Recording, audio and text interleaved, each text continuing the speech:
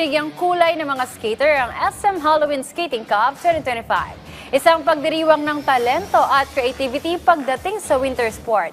Ang kabuuang detalye alamin sa ulat ni Timmy JB Hunyo.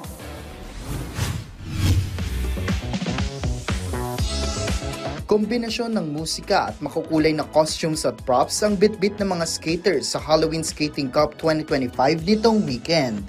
Ito ang unang beses na isagawa ng Philippine Skating Union ang ganitong tema ng kompetisyon sa bansa. Sa panayam ng PTV Sports sa Philippine Skating Union President Nikki Cheng, ibinahagi niya na dagdag thrill at excitement ang conceptual at thematic na kompetisyon kumpara sa mga ordinaryong skating tournament na nangyayari sa bansa.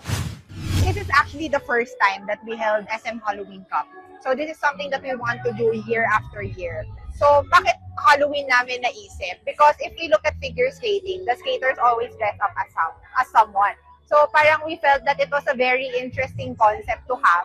Kasi nakikita namin siya sa US and other countries. So parang naisip natin, gawin natin siya sa Philippines. Let's make our events thematic naman. So yun, we're very happy to see the turnout, yung mga bata nag-dress up, yung favorite ngayon, yung Golden, nung anong ulit show yun? Yung sa Netflix, yung sa Huntrix. So yun. So we're very glad on the turnout right now, and we're glad to contribute to the grassroots of Philippine ice skating.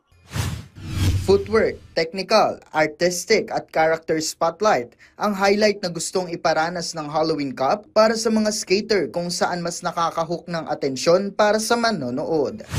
This type of recreational competition has multiple events. Meron siyang footwork, meron siyang technical, artistic, and then also what we call character spotlight events. So yun yung mga events na nag-dress up sila. And then meron din siyang mga production events. Like they can be a small group or a bigger group. Layunin ng event na ito ang hindi lamang mapaunlad ang figure skating sa bansa, kundi maipakita rin na ang sport na ito ay pwede ring maging creative at sunod sa uso. Halloween man o hindi, sa mundo ng figure skating, ang talento ay laging on ice but never cold. JB Hunyo para sa Atletang Pilipino para sa Bagong Pilipinas.